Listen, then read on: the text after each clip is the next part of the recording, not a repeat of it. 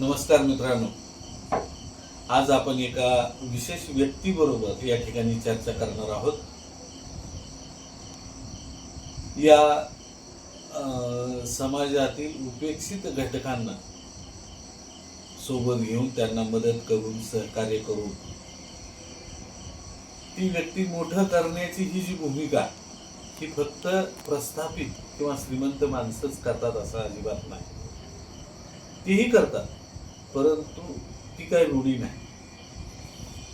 तुमच्या आमच्यासारखी सामान्य माणसंही त्यामध्ये आपला सहभाग नोंदवतात आणि समाजामध्ये एखादा उपेक्षित व्यक्ती असेल, मुलगा असेल, त्यालाही उभं करण्याचं काम निश्चितपणे सामान्य माणसं सुद्धा करतात. हे आपल्याला या ठिकाणी पाहायला मिळेल. अशीच एक व्यक्ती आज आपल्यासमोर आलेली आहे. हे कंडक्टर आहेत जामखेड डेपोमध्ये. आज ते या ठिकाणी आलेले आहेत आणि त्यामुळं आपल्याला या ठिकाणी त्यांच्याबरोबर बोलण्याची संधी मिळते आहे. नमस्कार साहेब. नमस्कार साहेब, आपलं पूर्ण नाव, गाव, व्यवसाय, नोकरी हे सांगितलं तर बरोबर. माझं नाव बजरंग दामोदर समुद्र, राहणार सारोळा, तालुका जामखेड, जिल्हा अहमदनगर,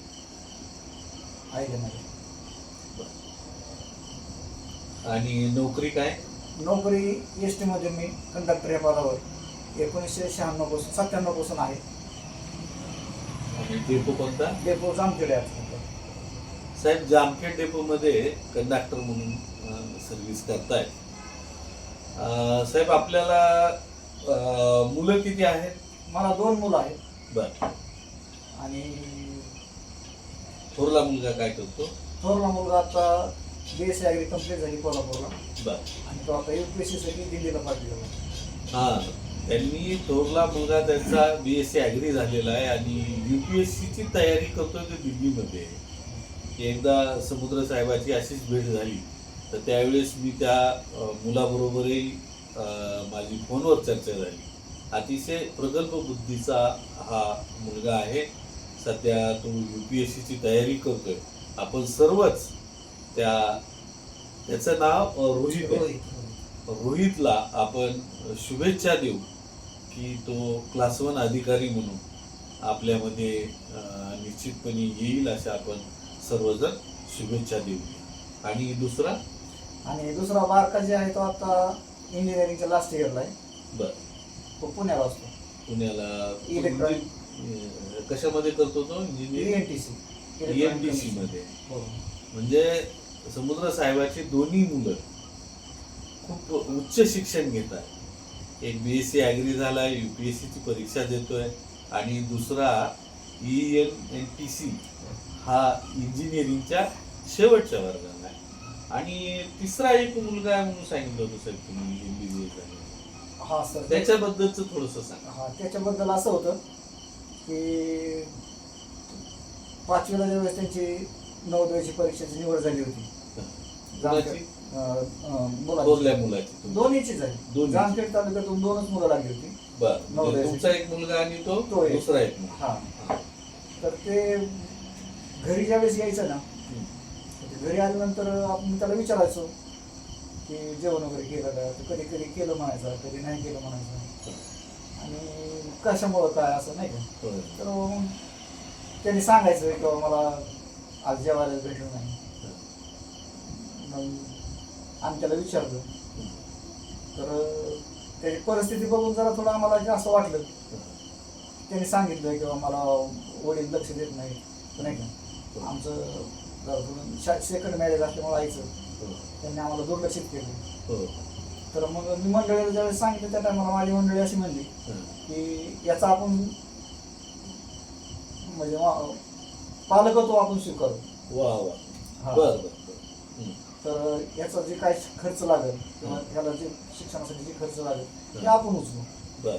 तर मग मी त्याला सांगितलं की जर उचलाय तसं तू म्हणत असेल, तुझी जर इच्छा असेल तर म्हणलं ह्याला मधून सोडायचं नाही, ही माझी इच्छा. हा, म्हणजे की तू जर म्हणत असतील ह्याला शिक्षणाला आता खर्च करू, तर माझी अशी इच्छा होती ह्याला कम्प्लीट झाल्याशिवाय सोडायचं नाही. हा बरोबर. ही माझी इच्छा होती. अच्छा, त्या मुलाचं नाव काय सर? त्याचं नाव अभिजित शशिकांत हराळ. हरा. अच्छा अच्छा, बर बर. तर मग ते नवोदयाला माझी दोन्ही मुलं तिथं होती. बर. नवोदयमधून त्यांचा शिक्षणाचा खर्च वगैरे झाल्यानंतर मग ते 12वीला त्यांनी दक्षिणा फाउंडेशनची एक परीक्षा दिली होती. हो, दक्षिणाचं. हा, दक्षिणा फाउंडेशन नवोदयाला ही असते. असते ती असते. परीक्षा त्यांनी दिली. बर. तर त्या परीक्षेमध्ये तो भारतातून 6वा आला. अरे वा, तो हरा. हो, अभिजित हरा वा. भारतातून 6वा आला. बर. आणि ज्याचा मग- तुम्ही सांभाळ केला होता तो. हो. बर. आणि मग आमच्याकडं त्याला पाठवण्यासाठी हं. त्याची श्रीहरिकोट्याला सायंटिस्ट म्हणून निवड झाली होती. बर. पण आमच्याकडं परिस्थिती जरा थोडी हलकीची असल्यामुळं हं. मला ते शक्य झालं नाही. बर. तिथं फर्स्ट इयरला पैसे जास्त लागत होते. हं. त्याला 2-4 वर्ष फी पूर्ण माझ्याकडं पैसे नव्हते अच्छा. ॲक्च्युली. हं. आणि मला परत माझ्याकडून दोन्ही मुलांचा सांभाळ करायचा होता. हो. ह्या दृष्टीने मग त्याला आम्ही ती कॅन्सल केली. हो. आणि ती कॅन्सल केल्यानंतर त्यांनी काय केलं होतं, मला नका काळजी करू अण्णा, नेटची परीक्षा दिली. बर. त्यांनी नेटची परीक्षा घरी बसून 1 रुपयाही मला खर्च न येऊ देता अरे वा. घरी बसून त्यांनी अभ्यास केला. हा. आणि त्याला नेटला 584 मार्क पडले. वा वा. हा. हं. त्याचा दिल्ली एम्सला दिल्ली एम्सला नंबर लागला होता MBBS साठी. बर बर. हो. हं. पण ते मला अण्णा माहित नाही हं. नाही का, मला जास्त लोक त्याला कसं काय राहायचं, काय करायचं, तिकडं नको म्हणलं. मग आम्ही पोर्ट केलं. हं. आणि पोर्ट केल्यानंतर आम्ही सेकंड लिस्टला हं. मुंबईला केएमला त्याचा नंबर लागला. बर. आणि आज त्यांनी मागच्या 15 मार्चला हं. डिग्री कंप्लीट केली अरे वा. MBBS. हा. आणि आता पूर्ण केलेली आहे त्यांनी. वा वा. आता MBBS पूर्ण MBBS झालं. पूर्ण कधी? झालं. 14 मार्च. 15 मार्च. आपलं 15 मार्च. हो, बर. 15 मार्चला त्यांनी MBBS पूर्ण केलं. पूर्ण केलं. आणि आता माझी अशी इच्छा आहे हं. की त्यांनी MBBS वर न थांबता हं. बर. त्यांनी MD किंवा त्यांची जी मेडिकल UPSC असते होय होय. ती द्यावा वा. अशी माझी इच्छा आहे. आणि तोपर्यंत मी त्याला साथ देणार, सोडणार नाही.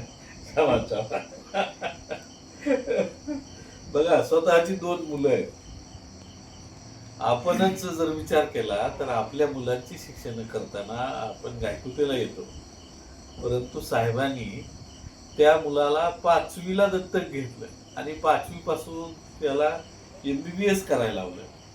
तो मुलगा कोणाचा काय हे काही पाहिलं नाही. काहीच आपण स्वार्थ बघितला काही नाही. स्वार्थ नाही पाहिला. म्हणजे त्याच्या घरी सुद्धा आपण कधी गेलो नाही. हो, त्याच्या घरी सुद्धा कधी गेले नाही, परंतु त्या मुलाचं सगळं निस्वार्थीपणे आपण त्याचा सगळा खर्च केला. खर्च केला. आज तुम्ही पहा, तो मुलगा नवोदयला, तुम्हालाही माहिती पाहिजे की जी मुलं नवोदयला असतात ना, एक दक्षिणा फाउंडेशन आहे. आपल्या भारतामधील मोठमोठे जे उद्योगपती आहेत त्यांनी ते CSR फंडातून दक्षिणा फाउंडेशन उभा केलेलं आहे. आणि नवोदयमध्ये जी मुलं टॉप मोस्ट असतात त्यांनाच त्या दक्षिणा फाउंडेशनला ऍडमिशन मिळतं. त्याला 12वीला 98% मार्क आहे. बरोबर. CBSE बोर्डाला. CBSE त्याला म्हणजे दक्षिणा फाउंडेशनलाच असतं. नाही, इकडं म्हणजे CBSE बोर्डाला जे असतं ना आपल्या हो, त्याला. नगर. आणि दक्षिणा फाउंडेशनला होता का पण? दक्षिण फाउंडेशनला त्यांनी परीक्षा दिली 12वीला असताना. अच्छा अच्छा. हा, ती परीक्षा त्यांनी क्रॅक केली बरं. आणि तो भारतातून 6वा. तर तो Scientist म्हणून भारतातून. त्याची निवड झाली. आणि एम्स जर तुम्ही ऐकून असाल दिल्लीचं, त्या ठिकाणी त्याची निवड झाली. म्हणजे तो मुलगा किती हुशार असेल तुम्ही पहा. परंतु परिस्थिती आणि साहेबांचे थोडे त्यावेळेस हात लहान पडले, कारण ते जामखेड डेपोमध्ये कंडक्टर म्हणून काम करतात आणि हे 3ही मुलांचा खर्च कदाचित नाही, अगदी ती सत्य परिस्थितीच होती, ते उचलू शकले नाही. आणि त्यामुळं तो KEM मुंबई येथे MBBSला लागला. आणि परवाच 1 महिना झाला आता की 15 मार्च रोजी त्याने MBBS पूर्ण केलं. साहेबांनी मला फोटो दाखवले, त्याच्या पदवीदान समारंभाला ते उपस्थित होते. हे त्याचे फोटो आहेत. इथं पहा, त्या मुलाची ही मावशी आहे, ही काका, ही त्याची आई आहे.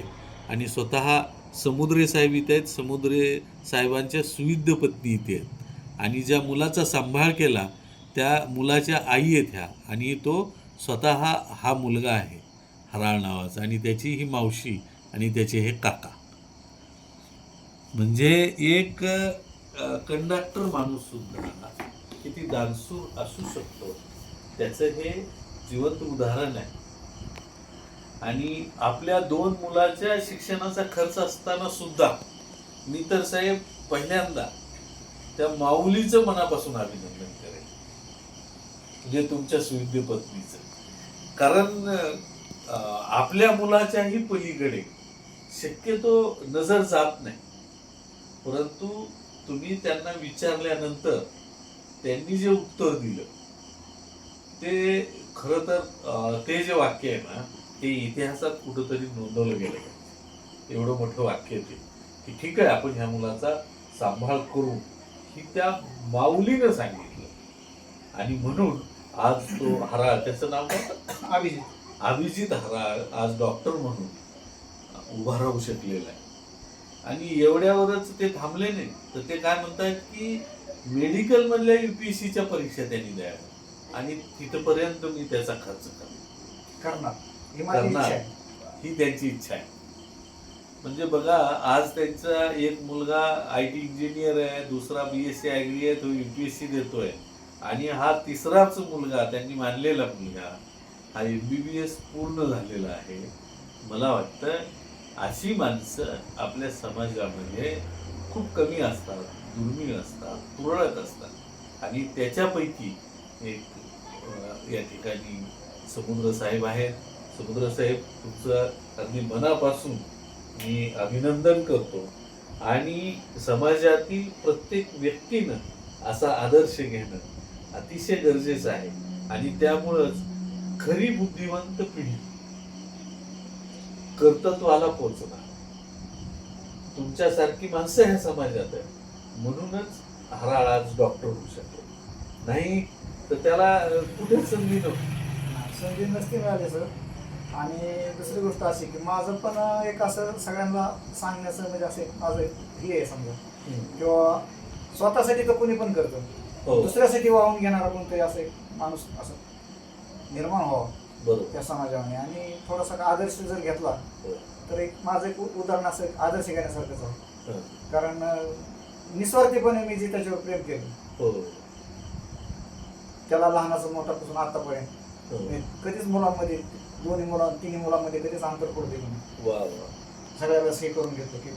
आणि असं जर समाजाने थोडंफार जर केलं चांगल्यासाठी समजा थोडंफार करायला पाहिजे.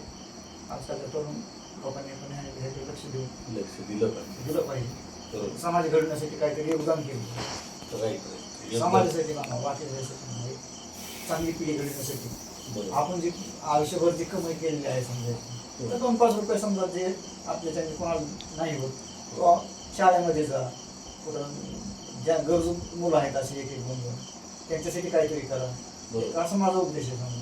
आणि इथून पुढे भविष्यात समजा आज जरी मी एक जरी घडलेलो असला तर मी सुद्धा त्याला असं सांगितलेलं आहे की बाबा मी जे तुझ्यावर उपकार केले तर त्या उपकाराची म्हणजे फेड कशी करणार. तर ते मला म्हणत होता की मॅमला तुम्हाला पाहिजे तेवढे पैसे दे, मी आमचं करेन. मी त्याला सांगितलं बाबा उपकाराची फेड मला पैशाने करू नको, मी जसे तुझ्यावर उपकार केले तसे तू पण एखादा विद्यार्थी किंवा एखादा गरीब विद्यार्थी, अनाथ विद्यार्थी असे दत्तक घेऊन त्यांना लहानाचं मोठं कर, त्यांना प्रेम दे, माया दे, आणि समाजासाठी काहीतरी कर. ही चांगली शिकवली, खूप खूप छान शिकवली. म्हणजे माझी इच्छा अशी होती किंवा मी जी केलेली उपकार कशी करायची त्याच्याविषयी मी त्याला सांगितलं मला बरं. अशा व्यक्तीची आज या ठिकाणी आपली भेट होते. आणि आज योगायोग असा की आपल्या येथील पत्रकार संजीवन कोकाटे सरही या ठिकाणी उपलब्ध होते आणि त्यांनी ही आमची मुलाखत तुमच्यापर्यंत पोहोचवली. त्याबद्दलही मी कोकाटे सरांचे या ठिकाणी आभार मानतो. आणि परत एकदा समुद्र साहेब त्यांना स्वतः आणि त्यांच्या तिन्ही मुलांचं आयुष्य सुख समृद्धीचं आणि समाधानाचं जावं अशी मी ईश्वरचरणी प्रार्थना करतो. आणि आपण रजा घेऊया. धन्यवाद.